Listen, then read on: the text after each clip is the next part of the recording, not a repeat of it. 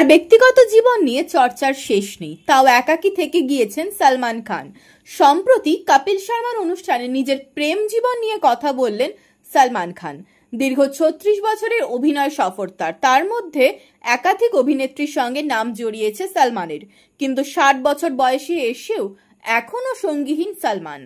সঙ্গীতা বিজরানি, শমী আলী, ঐশ্বরিয়া রায়, ক্যাটরিনা কাইফ সহ একাধিক অভিনেত্রীদের সঙ্গে সম্পর্কে থেকেছেন সালমান খান। কিন্তু ভাইজানের মতে আজকের যুগ অনুযায়ী এই সংখ্যা কিছুই নয়।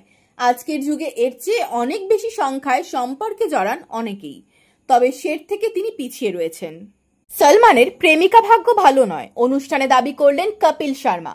এই শুনে সঙ্গে সঙ্গে সালমান বললেন, এটা ভুল কথা।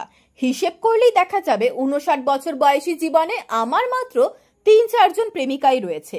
কোনো সম্পর্ক ৭-৮ বছর টিকেছে, আবার কোনোটা 12 বছর টিকেছে। এই যুগের ছেলেমেয়েদের তুলনায় এই সংখ্যা খুবই কম। আজকাল তো ছেলেমেয়েরা একটার পর একটা সম্পর্কে যায়, ওদের তুলনায় আমি নেহাতি পুনর্পন্থী।